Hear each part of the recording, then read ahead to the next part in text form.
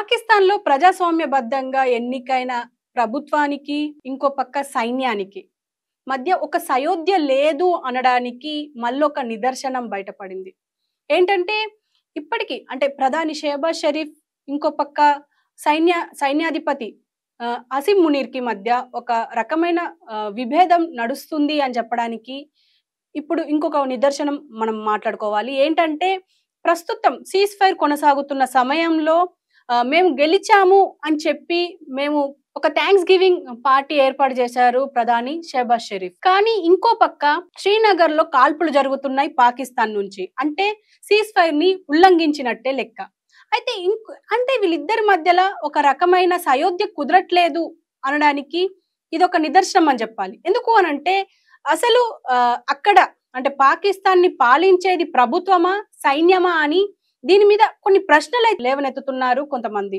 అటు social media కావచ్చు, అటు రాజకీయ నాయకులు కావచ్చు. ఎందుకంటే పీటీఐ నుంచి అంటే అధికార ప్రతిపక్షం ఉంది ఇమ్రాన్ ఖాన్‌ది. వాళ్ళ సిస్టర్ కూడా మాట్లాడుతున్నారు దీని గురించి. అండ్ ముఖ్యంగా అసలు ఏం జరుగుతుంది పాకిస్తాన్‌లో అని చెప్పేసి అందరికీ ఒక రకమైన క్యూరియాసిటీ అయితే బయటకొస్తుంది. చూద్దాం దీని గురించి కూడా.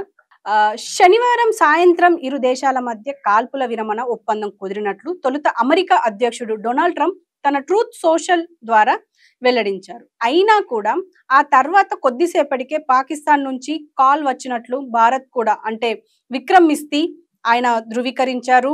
దీంతో ఇరుపక్షాల కాల్పుల విరమణకు అంగీకరించాయి అన్నట్టుగా మనకు తెలిసిపోయింది. అయితే ఈ ఒప్పందం ఎంతో సేపు నిలవలేదు.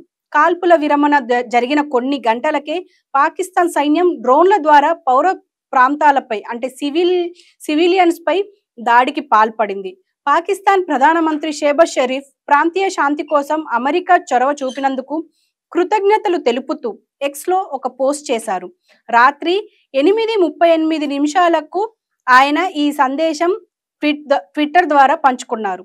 ఆ తర్వాత కొద్ది నిమిషాలకే పాక్ సైన్యం సరిహద్దు మీదుగా డ్రోన్లను పంపి దాడులకు తెగబడింది.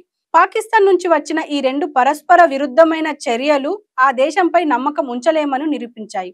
గతంలో కూడా పాకిస్తాన్‌లో పాలక పక్షానికి సైన్యానికి మధ్య విభేదాలు తలెత్తిన సందర్భాలు, సైనిక తిరుగుబాట్లు జరిగిన చరిత్ర ఉంది. ప్రస్తుత ఆర్మీ చీఫ్ అసీఫ్ మునీర్ కూడా కఠిన వైఖరి కలిగిన వ్యక్తిగా పేరుంది. భారత్ పాక్ ఉద్రిక్తతల సమయంలో కీలక నిర్ణయాలు మునీర్ తీసుకున్నట్లు సమాచారం. పహల్గామ్ దాడికి కొద్ది రోజుల ముందు కూడా కాశ్మీర్‌ను పాకిస్తాన్ జీవనాడి అని మునీర్ వ్యాఖ్యానించారు. ఈ వ్యాఖ్యలే ఉగ్రవాదులను రెచ్చగొట్టాయని భారత విదేశాంగ కార్యదర్శి విక్రమ్ మిస్రి ఆరోపించారు. మే 10 మధ్యాహ్నానికి పాకిస్తాన్ దూకుడుకు భారత్ అడ్డుకట్ట వేసిన తర్వాత Pakistan DGMO director general of military operations major general Kashif Abdullah Bharat DGMO lieutenant general Rajiv కాయ్కి నేరుగా ఫోన్ చేశారు. ఈ కాల్ భారత్ కాలమానం ప్రకారం మధ్యాహ్నం 3:35 జరిగిందని విదేశాంగ కార్యదర్శి విక్రమ్ మిస్రి విలేకరుల సమావేశంలో ధృవీకరించారు. అయితే ఈ నిర్దిష్ట ప్రోటోకాల్ ను పాటించకుండా పాకిస్తాన్ ఇలా వ్యవహరించడం మీద అంటే సీజ్ ఫైర్ ని ఎత్తివేసే దిశగా పాకిస్తాన్ సైన్యం పనిచేస్తుంది అనడానికి కొన్ని నిదర్శనాలు ఉన్నాయి. అందులో పూంచ్ కావచ్చు, ఇంకా అటుపక్క అమృత్సర్ కి ఇప్పుడు ప్రస్తుతం రెడ్ అలర్ట్ ఉంది. అంటే పాకిస్తాన్ సైన్యం ఏం కోరుకుంటుంది? ఒక పక్క ప్రధాని షెహబాజ్ షరీఫ్ దీన్ని థ్యాంక్స్ గివింగ్ గా ఒక పార్టీ ఏర్పాటు చేయడమే కాదు, అండ్ ఆయన డొనాల్డ్ ట్రంప్ కి కూడా థ్యాంక్స్ చెప్తూ ఒక పార్టీ ఏర్పాటు చేస్తున్నారు. అంటే ముఖ్యంగా అతను కోరుకుంటున్నది ఏంటి? శాంతి. మరి ఇంకో పక్క ఈ అసీం మునీర్ ఏం కోరుకుంటున్నారు? ఒక పక్క ఇప్పుడు చూస్తూనే ఉన్నాము అంటే సీజ్ ఫైర్ కంటిన్యూ అవుతే ఇప్పుడు 12న అంటే రేపు దీని గురించి చర్చలు జరిగి అసలు ఏం జరగాలి, ఏం అంటే లక్ష్యాలు ఏంటి, అటు పాకిస్తాన్ లక్ష్యాలు ఏంటి, ఇటు భారత్ లక్ష్యాలు ఏంటి అన్న దాని మీద చర్చ జరగబోతుంటే ఇంకో పక్క దాడులు జరుగుతున్నాయి డ్రోన్ల ద్వారా.